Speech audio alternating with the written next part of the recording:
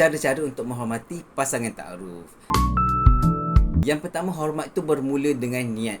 Kalau niat kita jelas untuk berkahwin, kita dah clear dah apa hala tuju apabila memulakan sebuah sesi ta'aruf. Cara bercakap, cara kita tanya soalan pun lebih berfokus. Jadi ta'aruf ni bukan tempat untuk main perasaan, okey?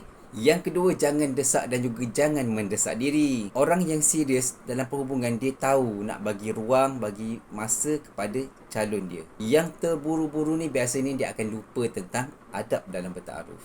Yang ketiga, jaga kata, jaga perasaan. Balas bila perlu, berhenti bila patut. Konsisten termanis berlebihan itu memenatkan. Yang keempat, privacy tu tanda kita hormatlah pada diri calon ta'aruf kita tu. Tak semua benda perlu dikorek, tak semua cerita perlu dikongsi awal-awal. Yang kelima, hormat batas walaupun hati dah terlalu suka pada calon ta'aruf kita tu. Ingat, perasaan tu memang fitrah tapi kita kena jaga sebabnya itu bukan milik kita lagi.